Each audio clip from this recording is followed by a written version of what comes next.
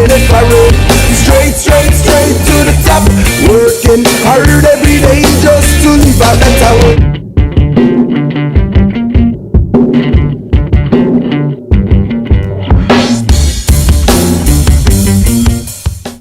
All right, welcome back to another special Sunday edition of Monty and the Pharaoh, only seen here live from Rockstar Studios here in Huntington, New York. Village Connection Radio at the board, as usual, Mr. Jim Savali. What's up, what's up? And to the right, with a man that needs no introduction, ECW legend, Bill Alphonso. Oh, thanks, Daddy. I'm a legend in my own mind, but I like that. You are a legend, my friend. Thank you for coming on the show. Oh, it's my pleasure to be hooked up with you guys. You guys are treating me like a superstar. You guys are cool. I'm having a better time here than I was on a big market. It was Mancow in Chicago, Daddy. Nice. Wow. Nice. Thank you so really much. cool. Oh, my God. I love getting put over, man. Nice. It feels good, doesn't it? It's such a great feeling, you know? I got Steven Seagal sitting over there, Jim the producer. I got Monty the man. Everything's Gucci. Oh, unbelievable. So, our new introduction song, Aqua Cherry, Straight to the Top. badass. Do you like that song? Of course I do. You can catch their music on Spotify, iTunes, or where music is sold. And with all those Bill Alphonso fans out there, please support local Long Island music, right? Nice. Exactly. You know, it's tough to become a professional wrestler nowadays, and it's tough to become a musician and make a little bit of money, right? You got to hustle. Yeah. There's thousands of sports entertainers out there. There's only 150 jobs, so it's really hard. Wow. That's a tough biz. Speaking of that, why get into it then? What made you do it?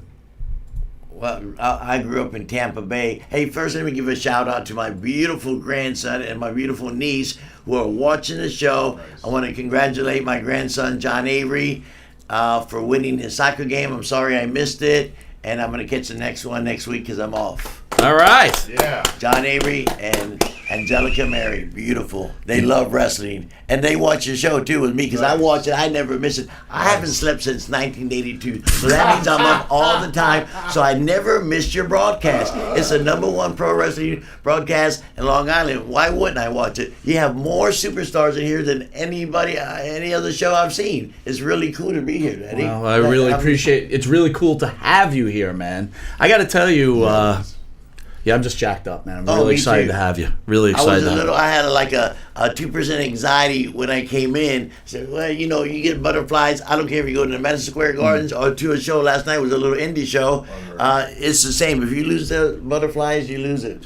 Well, I want to give a shout out to Rosa, who was on before you. Oh, she's beautiful. What not just beautiful, what an incredible person. I mean, Personality's Oh, great. unbelievable. I'd say she's one of the top 10 most beautiful 40-year-old girls on the planet. Yes. To me. Yes. You know, everybody has their taste, but she's my taste. and I'll even go a little further. Beautiful inside and out. Exactly. Yeah. I met her for the first time last night. We had a lot in common because we came from the pro wrestling industry. So we clicked. First time I met her was last night over dinner. We talked. We couldn't stop talking. It was great. She's really cool. She's down to earth. Well, I got to thank her, and I got to thank you again for coming in. So again, why pro wrestling, my friend? I don't know how. I'm blessed. I was lucky. Right time in the right place. I grew up in Tampa Bay, one of the hotbeds of pro wrestling. A lot of guys live there, and I grew up watching it. And I wanted to be a professional wrestler. My first night at the Fort Homer Hessley Armory, I was about 12 years old. My dad got me tickets from a friend of his, and I went, and there was Eddie Graham, Great Malenko, Bobo Brazil, Jack Briscoe, Sailor R. Thomas, all these big stars. And I said, damn, they blew me away. I wanted to be just like them. But I grew up to be 155 pounds, a few pounds more now, but so couldn't get into wrestling at all. It's too small. But I love the business. And I start meeting some of the guys. I met King Curtis, Rocky Johnson, The Rock's dad, and became friends and started going to get them, running errands for him, and became friends and stuff. And they say, hey, Fonzie, you're a small guy. You'd make a perfect referee. And somehow I just lucked into it. And Rocky Johnson and King Curtis sent me out to Dallas, Texas. and I worked with the Von Erichs as a referee. They loved me. The Funks. There was 4 territories in Texas. The Amarillo was the Funks territory. Right. Dallas was the Von Erichs. Joe Blanchard was San Antonio, and Paul Bosch was Houston. So there was 4 different places to work. It was unbelievable. So I worked for them all, but not full time. I was out there 6 months and worked maybe 8 times, and it wasn't good for me. But so I was going back to Florida, and Paul Jones, he was a big time wrestler back in the 80s. Who we lost recently. Yes, God bless him. I didn't think you guys would recognize that name. Oh, I didn't know how big. this is as old school as you can get. Really? Absolutely. And we're new school, but as I was telling Rosa, I grew up, Backland, San Martino at the end. Yeah. Backland. I was on the tail end. I broke into business on the tail end of all those, the San Martinos and the Bobo Brazils, Right. and the Sheik, Sabu Zunko, on the tail end of the career. So I worked with those guys. It was real cool. Right. So I was leaving from Texas because I couldn't get a full-time gig, making no money, struggling. Gatorade Zero would be a great sponsor. This episode is sponsored by Gatorade Zero. Beautiful, Daddy. I love him. His mic's good, Jim? He's good? Yeah. Okay, perfect. Thank you. So Paul Jones said, "Hey, you going back to Florida? It's a shame you couldn't get a gig here because they had their own referees, David Manning, Bronco Lubitsch, and so on, Yeah. full time." So he said, "Hey, when you get to Florida, go to the wrestling office, and Dusty Rose is the booker, and Jerry Briscoe's the assistant booker. Tell him I sent you. Tell him you're the referee and what you've done." And so I did that. So I went to the wrestling office when I got home. Said Jerry Briscoe. I made an appointment with Jerry, Florida Championship Wrestling with Gordon Soley. And Jerry said, "Oh, you got a nice pedigree. You work for all these guys. But unfortunately, again, there's no room. They had the full-time referees." He said, "But leave your name and number with the downstairs. And if something comes up this summer, we'll give you a call. Or if we run a double shot, if we can use you, we'll use you." So fortunately for me, this was a Monday. And they ran West Palm every Monday. 50 weeks a year. Tampa Tuesday, Miami or Fort Lauderdale on Wednesday, Jacksonville Thursday, Friday and Saturday would be a spot show, could be anywhere in Florida, and Sunday Orlando. It's the repeat. So one of the secondary referees had the 3 main events in his car. They're going to a sold out West Palm Beach arena on Monday night, and Dusty was the boss. So the referee has a flat tire with the 3 main event guys in a car, sold out building, and he didn't have a spare. So they missed the show. Dusty was livid. He fired him on the spot, and they called me Tuesday morning. "Hey, Bill Alphonso, Charlie Lay, this old time wrestler guy, he's in the office, he said, 'Hey, Dusty wants to know if he can make it tonight.'" And I said, "Yes, sir. What time?" 7 o'clock. So I went at 7 o'clock. I worked, and at the end of the night, I did real good. And at the end of the night, Dusty said, "Hey, can you make tomorrow?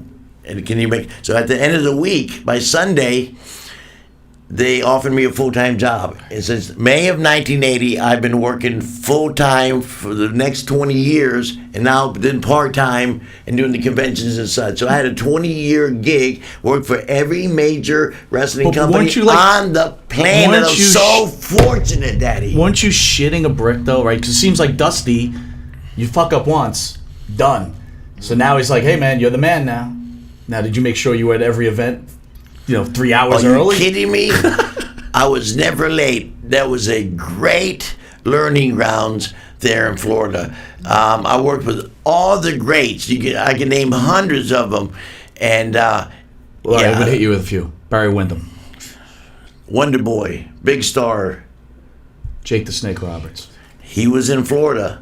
Him and Barry Windham had some classic. They had such good matches like Steamboat and Flair. They were on fire in Florida. Florida was selling out every night in every major arena, like Monday, Palm, Tampa, Miami, on a consistent basis for like 69 weeks in a row or something. Then it gets 90% full. It was unbelievable. Barry Windham and Jake the Snake. I was there. Angelo Mosca and Barry was in studio. We were talking about marking out earlier. I marked out for Barry. That was a huge deal. I would blow your mind. Purple Haze. Purple Haze, Mark Lewin, beautiful. Him and Kevin Sullivan. I'm friends with them to this day. Fantastic, unbelievable talent. All right, we're gonna jump ahead. We can go on and I on know. about Florida. I just wanted to get some of that old school. Let me feel. finish the little thing. So I did Florida Championship Wrestling until they folded up, till cable started going up. Then Dusty went to Channel 17, the Superstation. It wasn't TBS, right? It was channels, and he took me up there. So I had a nice run in Florida. Went to WCW, had a fantastic run there. Then I ended up at WWF with Giant Gonzalez. I was his personal assistant for 3 years. Tallest athlete on the planet at that time. Let's go back, though, to Florida Championship Wrestling. Okay. Why did they close the door? Is it because Wyndham and Rotundo leave? Is that what causes No, this because issue? everybody left, and because times were changing, and the cable and Vince, and it was just expanding. So there was all the small territories were shutting up, and it was just couldn't keep evolution. It was time, not time, but evolution was changing. All right. It was changing. All right, so changed. We're going to jump ahead. All right, You're a Danny. referee for a really important match in a cage match between Luger and Brody. Oh, yeah. What went on there? It was a bad booking from the beginning. I was there. Bruiser Brody, a big talent, and he was kind of feisty. The promoters thought, he was a little unpredictable sometimes, but he was okay to work with. He was just Bruiser Brody, and Luger was just breaking into business. But he'd been a pro athlete. He played football. He had a beautiful body, and they trained him in Florida. Florida Championship Wrestling trained him, and so they were handpicking his opponents. They had big plans for him, and he did well. Not the greatest worker in the business, but his body and a good attitude. So anyway, he was young, green in the business, and they put him with Brody, and they didn't really talk about the match too much. It was bad. It was the officer's fault for not getting Brody and talking to Luger, say, hey, let's try to do this, let's try to do that. And Brody didn't respect Luger because I don't want to say that. Luger didn't know how to handle the situation. He couldn't adapt to it, and he just kind of freaked out, and things happened, and it was a bad booking. Again, I don't know, but what they say out there is Brody was known to go through territories and actually try to ruin some territories with some of the things he was doing. Well, I don't know about that. He was maybe that's true, but I didn't see it. He was just you're in this match. A renegade. He was a rebel, and he was independent, and he demanded money, and he wanted it his way. If that's trying to ruin territories, that's what it is. But I don't think so. A lot of guys were like that, like the Sheik and different guys. They were all the same. Abdullah the Butcher were, demanding, but they would come in and come for a week and then split and go to the next territory, and the houses would jump. So, it was both for good side, good for both sides. Luger. Did he not respect the business? No, he did. He did. He respected business. He made a very good living. He was making big money working for Turner and Vince. He did. Okay. That's fine. I want to go into, you were speaking earlier. And I like Lex. That's great.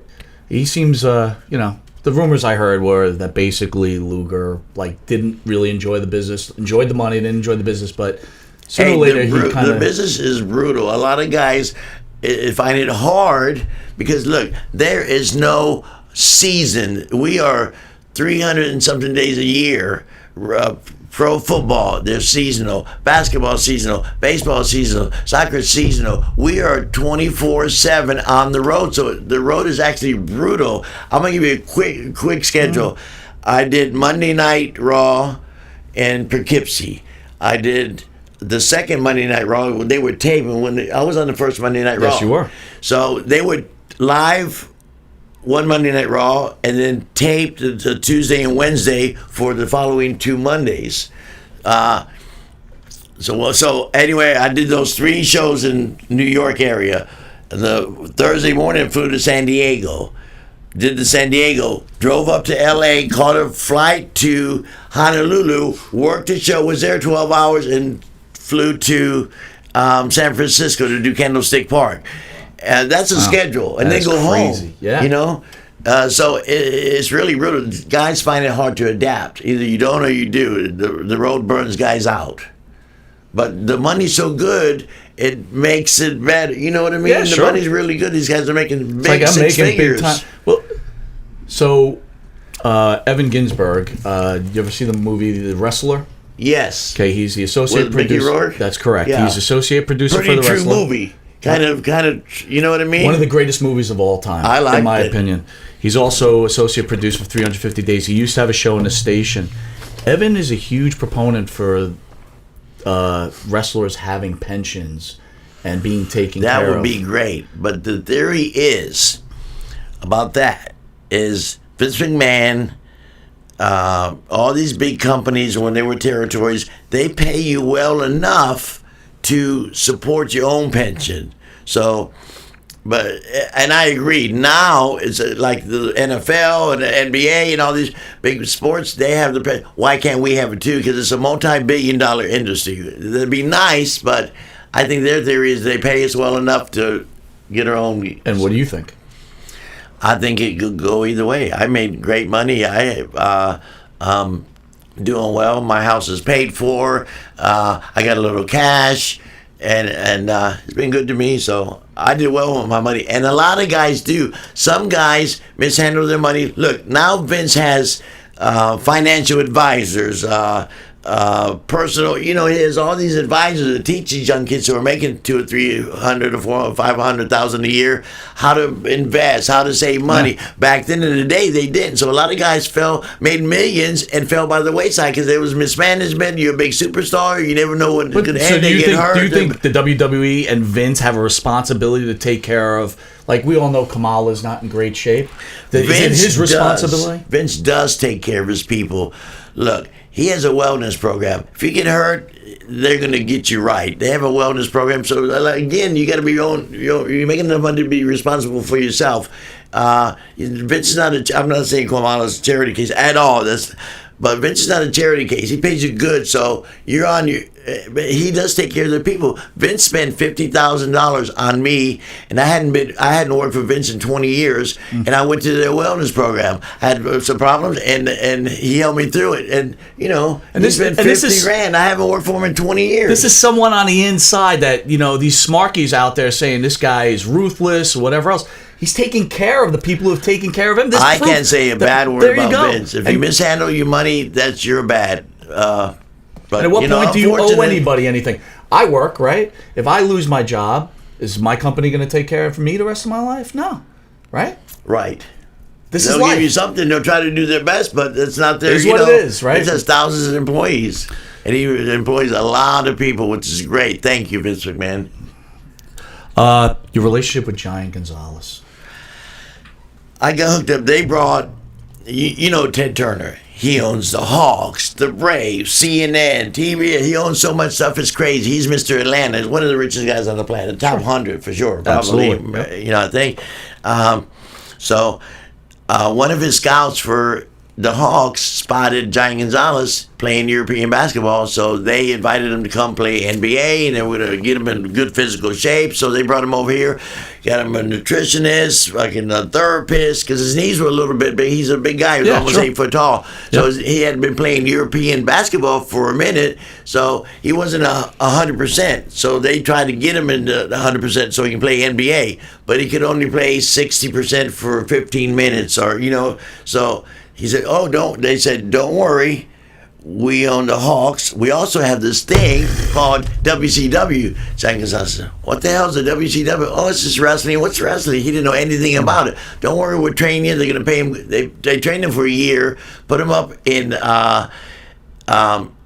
Peachtree at the fucking Marriott. Can I cuss on this station? You can say whatever you want. Okay, Daddy. I normally don't cuss in case my grandson's watching. Daddy. But they put him up the fucking Marriott and for a year, trained him, and so he was ready for. He wasn't a great worker, but he was one of God's gifts. Sure. 8 foot tall, and he needed a personal assistant to drive him around and help him. And they asked me. I said, of course. And they paid me a little extra, which they didn't have to because we became good friends fast. And the perks that I got for being his personal assistant, they would ask us, hey, Fonzie, take the Giant to the Braves game. You're going to sit in Ted Turner's box seats where him and Jimmy Carter sits. So the camera would pan over and say, oh, at the Braves game, even the Giant Gonzalez comes out and watches the Braves. And who's that? They wouldn't say that's Fonzie, but they would, But we would do I was being movies and Baywatch and so many different things. It was very cool. So I was real fortunate. So that's how I got that thing that Dusty just asked me, because I was Dusty's guy from Florida. So I was like his left-hand guy. I was his top referee and whatever. Right. So now WCW goes through a change, and they're going to let Giant Gonzalez go. No, they were going through a change. A guy named Jim Hurd. He was like a CEO of the Pizza Hut Corporation. He was. Were you a big fan of his? No.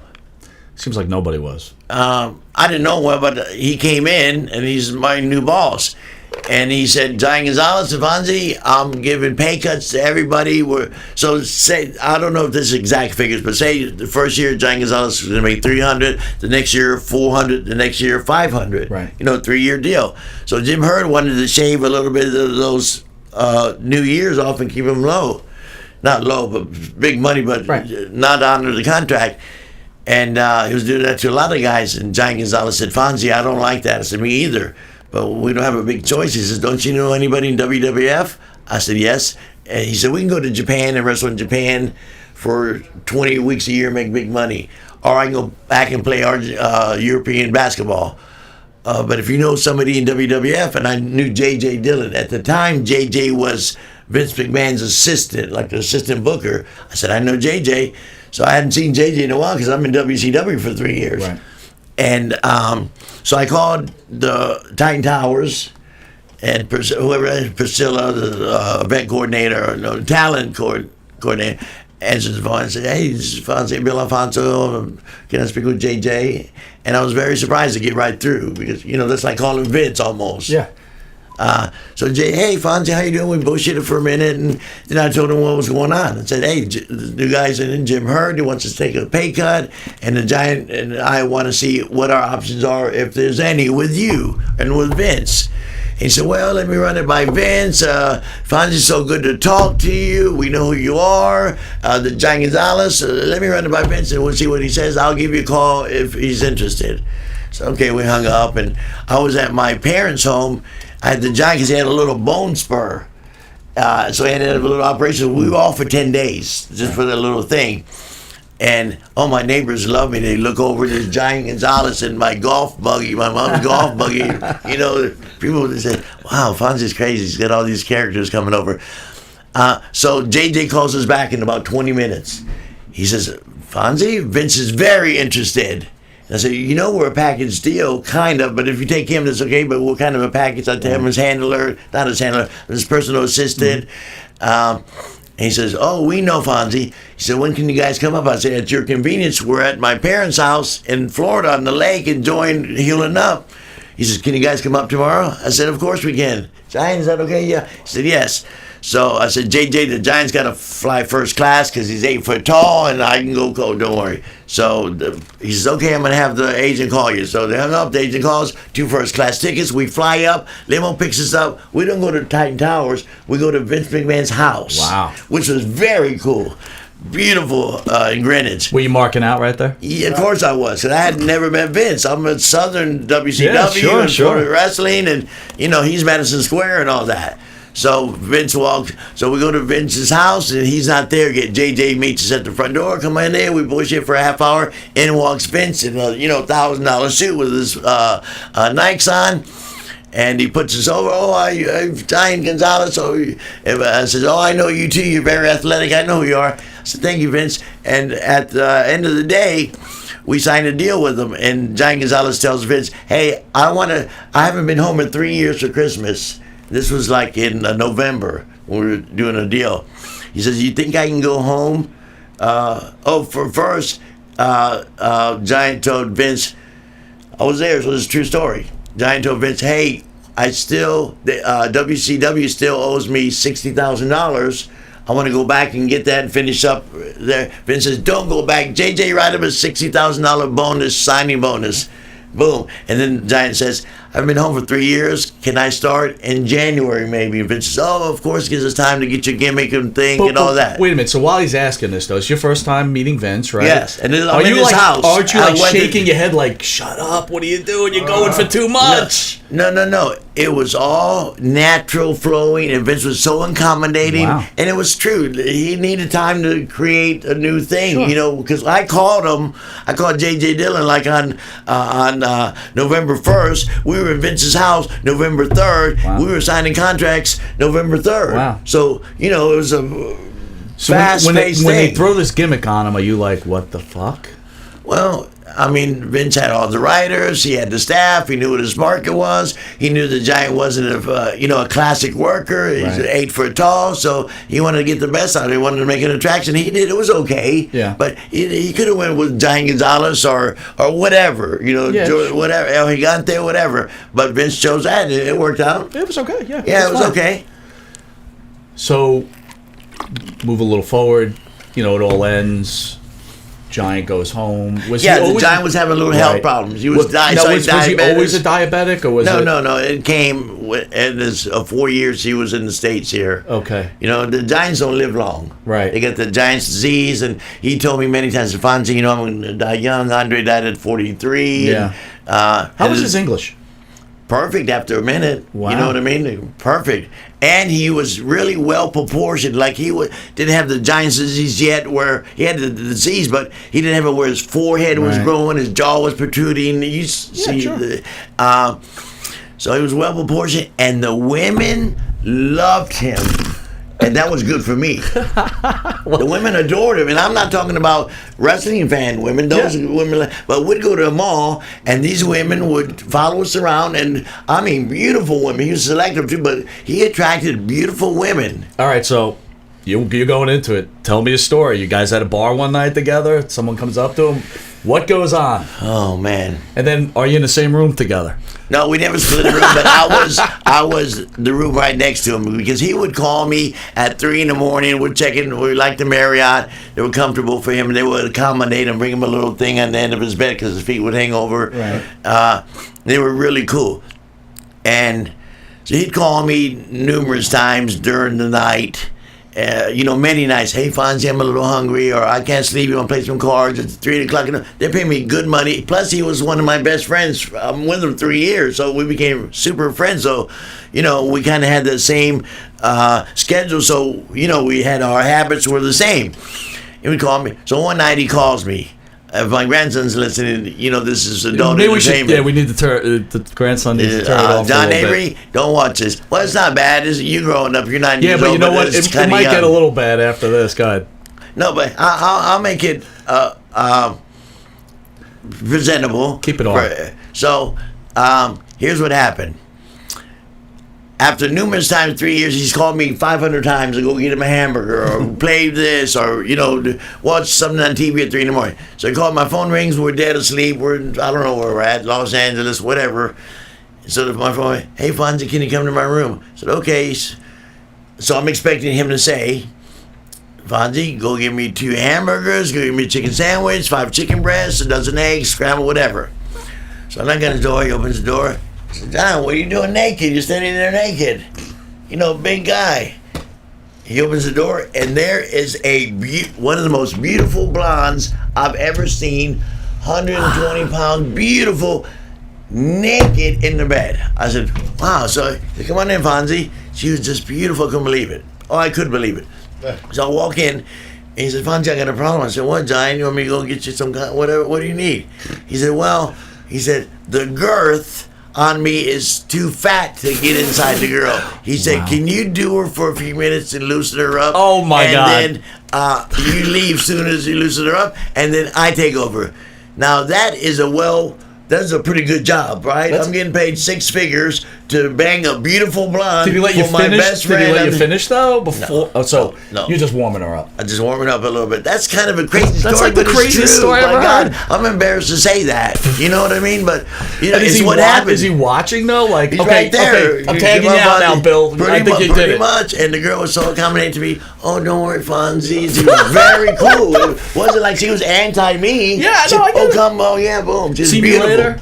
No, that was his girlfriend for a minute. But Wow. it was a cool job, right? Oh my God, That's a crazy story. shit. Kinda, right? No, it's not Is kinda. that, is that not normal? It's probably not normal, but it's. I wish it was normal. Wow, that's a. So. I don't know. I'm lost for words right now. So that was my job description. Wow. For that one night. Fluffer. That didn't happen all the time, but it did happen. You were a fluffer. I was more of a go get him his food or Wow. get the airline tickets or pick him up or go do a movie with him or go do something or get him his suit or call up with the guy and my get him God. shoes. And How about his passing? How did that affect you? I hadn't seen him for years because he retired and went to Argentina in '94, and it was still hit me hard. We've lost a lot of guys. Yeah. Lost like 68 guys, accidental overdose, heart attack, suicide, car accident. It's terrible. The rest of the industry is small, so Dusty Rhodes hit me hard because he was like a father figure. I asked Dusty I said, Dusty, I wish you were my father. My father had passed away. He said, I am, son. Wow. It was great. I love Dusty. So he affected me a lot. Giant Gonzalez, because I was so close to him, and a few different guys. If you're working with them immediately, of course it affects you, but I hadn't seen Dusty in a minute. It affected me big. I hadn't seen Giant Gonzalez in a few years. It affected me big. We spoke occasionally, but out of sight, out of touch, that sure. thing like that, kind of, but you still remain friends. I can not see you for 5 years, and if I see you, hey, we clicked that day, so we picked up where we left off. Gotcha. It affected me.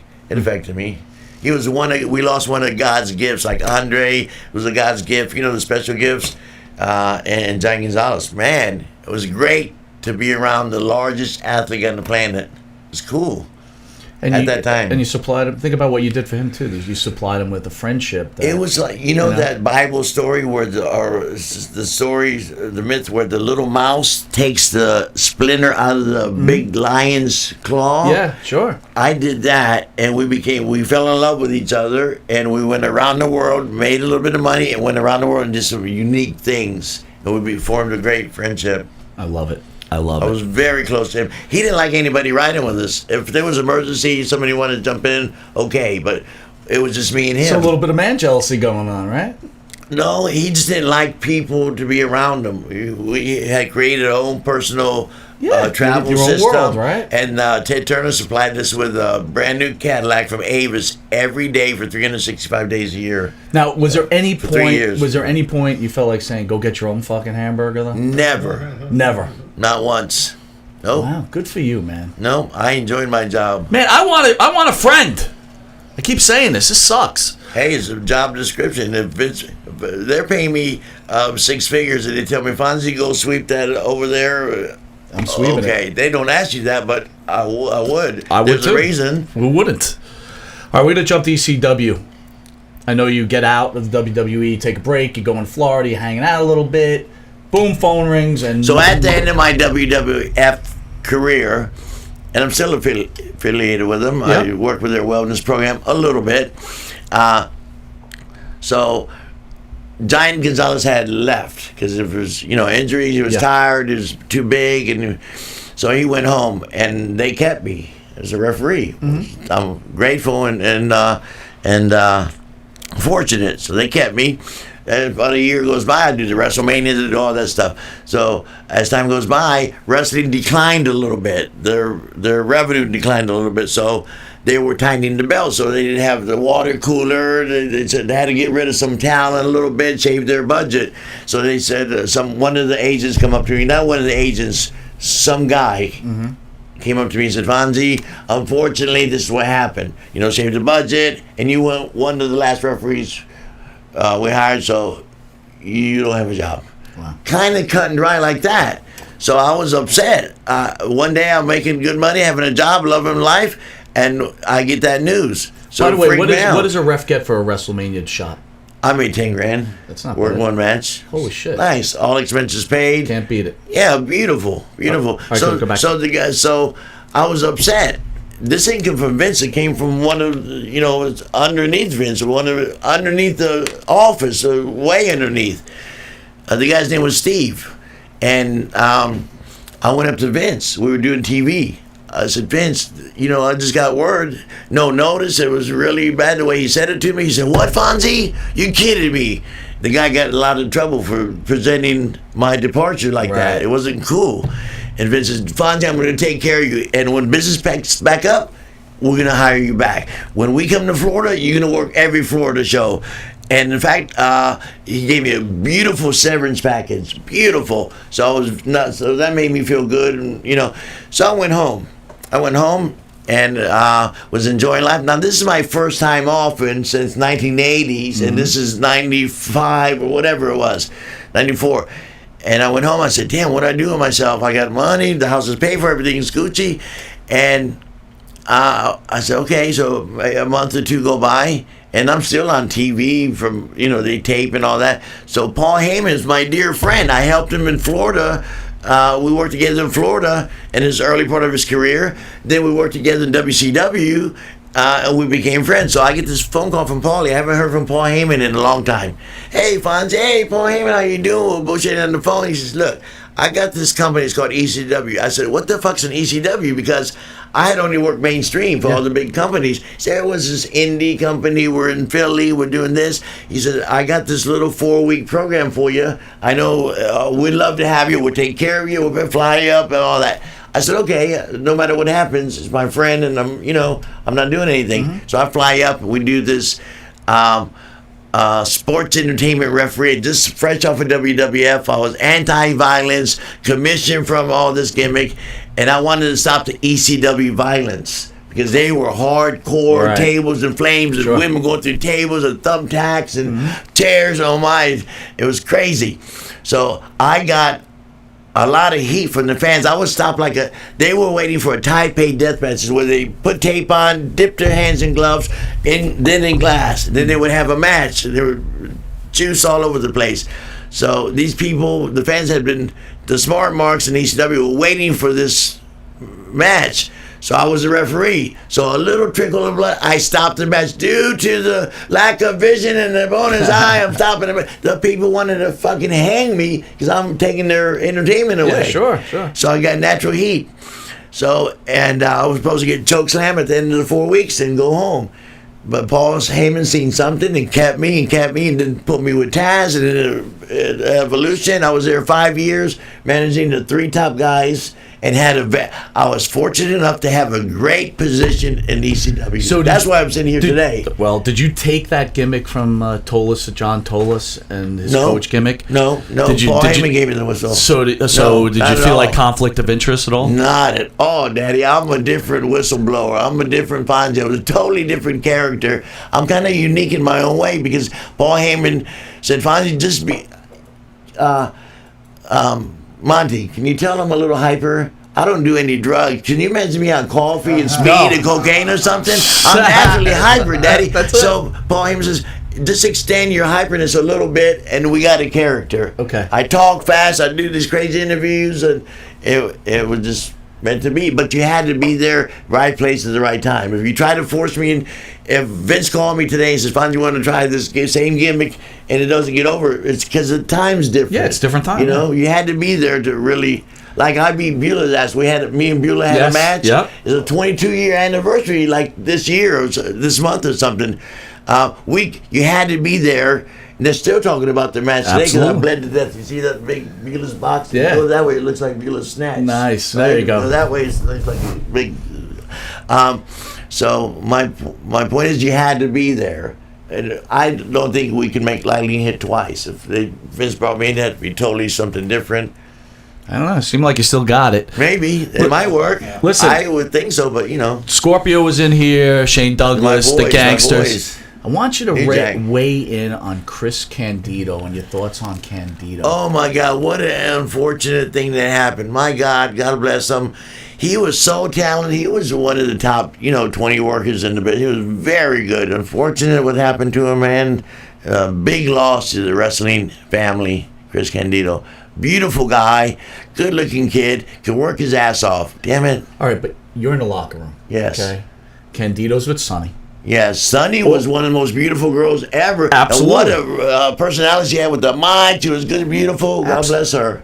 Beautiful. Yes. But the boys are kind of having their way with her, right? And you're back there. I mean, what are your thoughts on that? So, everybody talks about what a great guy Candido was, and then here's Sonny doing him wrong. Or what was your weigh-in on that? I don't know. The wrestling industry is crazy. She's a woman. You know what I mean? Things happen. I don't know, but I'm just saying. I felt like it's public knowledge that she liked, she liked to hang out, but Okay.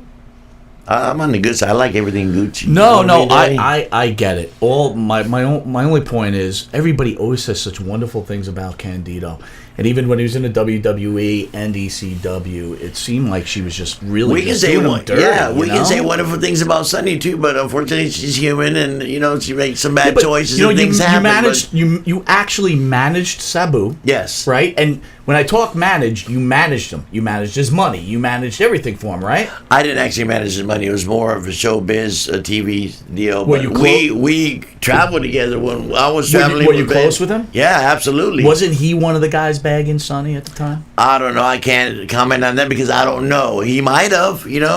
I wish I would have. She's beautiful, but not when she was with Chris. But I don't know. It could have happened. I didn't see it, but okay. You managed Taz. How was Taz as a person? Taz was pretty cool. He was really into the business. He loved the business. He wanted to get over. Taz and I became stars together. So Taz had like 3 gimmicks. He was Monkey Boy, Tasmanian, whatever the fuck he was. Right. All his gimmicks didn't really get over to a certain extent. Now, when they created Taz, the character we all know and love, and it was badass, had the big fucking thighs and stuff. He was a spin-off of himself. People do better when they portray themselves and maybe a little hype it up a little bit, and then he got over. They put me with him, and we both got over. We both grew, and then they put me with Sabu and Van Dam, which was really cool. But Taz is pretty laid back. We didn't travel together too much, but when we were in the building, we did our stuff. We were really good together. And he was a laid back guy. He was more of a type of guy who didn't. We stayed at the Marriott. We'd go down to the bar and have a cocktail. He went up to his room and had milk and whatever. He was straight, right? Pretty straight laced guy, married. Really get up in the morning, train. We all train, get up in the morning, but some of us like to party a little bit and hang out. A little bit. Yeah, and he wasn't that type, but he was really badass. Speaking of partying, you travel with Sabu and RVD. Oh my God! How are you still alive at this point? I'm fortunate. I'm one of the lucky ones. Van Dam's a big advocate for 420. You see the shirt I'm wearing. You know what I mean? It's the latest shirt, and it's RVD approved. It's a new shirt I just came out with. Angelica Mary Alphonso designed it, and it's a great shirt. I got one for you. Thank you. That's great. And Big Jim. Nice. Wow. What were we talking about? Fuck. Traveling with RVD and Sabu. Oh, yeah, it was great. They would smoke. RVD could light up a joint, and ECW is okay, but you can't do it with Vince. You light up a joint, and on the way to the ring, practically. Come on, Fonzie. They were making me take a cop hit, so they wouldn't think I would take one hit, so they wouldn't think I was a cop. You know what really? I mean? Yeah, it was a bullshit thing. You weren't a cop yesterday, but let's just check again. Take another hit for tonight's show. Yeah, that's great. How hard were the drugs, besides marijuana? I say like in any other sport, any other profession, professional football, drugs up the ass, basketball, every sport, wrestling, no different. There were some guys that used, of course, and we were we were celebrities, so drugs were easy for celebrities to get. A football player can get it. Were very easy, so we were. What drug put you in rehab? All of them. Wow. So alcohol. Give me a basic prescription drugs, because we'd get hurt. We'd go to the doctor. So my justification for doing narcotics and pain pills and stuff, which I don't do anymore, been clean for 6 years. Besides a little Pacalolo, and that's very rare. So I justified it because the doctor gave it to me. The doctor, Fonzie, you hurt, your back needs it, sir. Here, this will get you through. So they give us endless supplies, and it's very easy for the drugs to take advantage of you. I don't care if you're a doctor, a lawyer, a DJ, a producer, a wrestling fucking guru. It doesn't have. Look, the mayor of Washington D.C. drugs. Sure. Football players, drugs. Everybody. You know what I mean? No different. So, friends were dying and stuff, and I had enough. And Vince has a wellness program, which we spoke about. So he'd send me 2 letters a year. Fonzie, if anybody, you need some help, we'll hook you up. And they did. So I called and went through their wellness program, and here I am sitting with you, nice and clean. Congratulations. I'm so clean I can piss Zephyr Hill spring water, Daddy. Nice. Oh, man. Okay. So, Eric, you want to come on board here? Eric Sims from ESS. He's been a great host all weekend. Eric is he is number 1 in the Northeast, man. You're lucky to have hooked up with him. It's a good deal. I like Eric. We've been friends for years. So no Fozzie for 20 Where years. are you guys heading after this? We're going to The Wrestling Universe in Queens, New York. It's Jack's store, 3429 Francis Lewis Boulevard, Flushing, Queens, New York. Fonzie's going to be there. Rosa Mendez is going to be there. What happened? Come on down. You're going to? Sure. Renee Michelle, Rebel, Adam Bomb's going to be there. Yeah, anybody listening to the broadcast, if you want to come down, we're going to be there in the next hour, 20 minutes. Some are there till 2 o'clock. Come on down, please. Come on down. They're signing autographs, doing a meet and greet. It's a New good York time. was a big market for ECW, and I got a lot of friends. Please come down and hang out. I would love to see you. Excellent. That's right. And anything ESS that you want to know about, www.esspromotions.com. You know it's no BS with ESS, business and success, and in ESS. And of course, that's sensational. So, Bill, before you go, you were speaking to me about. What do you mean before I go? I can talk all night long, Yeah, Daddy. Oh no, we gotta go. We gotta get to the I want signing. to stay and talk. Wait a second, we gotta get to the do signing part here. 1, part 2. I haven't even told you the story about Barry Windham getting shot. I haven't even Why told don't you we the story save that about for the the next time alligator you with come Rodney in town? Piper. I haven't told you about the story about Dusty Rhodes. I Damn got it, so save much it for stuff the to next tell time you you, come in. Daddy. That's why we And call people it round love the 2. stories. That's for round 2. That's for Okay. round 2, Daddy. But you were speaking about Barry Windham my. getting shot. That's your boy. I'll That tell is you. my boy. Rodney Piper was my boy too. Him shooting an alligator. Oh my God. All right, no, I gotta get you out of here. You almost had. we So got- you were talking about Urban Inc. and my former partner Jimmy Reese. So you wanted to give him a shout out. Oh yeah, what's his? Yeah, of course. Hey, where are you, Daddy? We missed you, man. I heard you was the shit. So if you got time, come down to the autograph session, and I'll hook you up with a T-shirt and a picture. Nice. I'd love to. You're a big fan of pro wrestling, and you know who Bill Alphonso is? You're my boy, Daddy. So if Hey, you get Farrell, Jimmy I'm Reese, talking if to you you. get down here in the next 5 minutes, we'll take care of you. All right. Right? Well, you said come down to the studio. We're here for 5 more minutes, so if he's there in 5 minutes, we'll take care of him. But anyway, you talking about how much you loved Urban Inc. and his talent and stuff. You asked him where he was and stuff, so I thought you'd give him a nice shout out. I appreciate that. Yeah. Sir, thank you for coming on board. Hey, thank you to the producer, all you guys. A lot of superstars came through here, and they're coming through here again. So the number 1 wrestling broadcast in Long Island, Daddy, it's where to listen to. I listen to it every time they broadcast. Never miss it, Daddy. Bill Alphonso says so. Oh, go to my social media. Bill, Fonzie, Alphonso. I got it all. Everything, Twitter, Facebook, everything. And I'm doing a lot of appearances, big ones coming up all over the country. And I would love to see all you wrestling fans. And if you say you listen to me on this show, I'll hook you up. Nice. Real quick before And send the bill to you guys. real quick before you go, how many ring rats have you nailed in one night?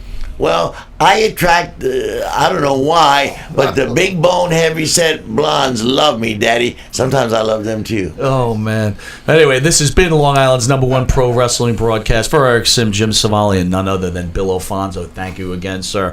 Catch us Thursday from 8:05 to 9 p.m. only here at Village Connection Radio. Again, go to www.montyandthepharaoh.com. See us on YouTube and on www.villageconnectionradio.com. Thanks, Daddy.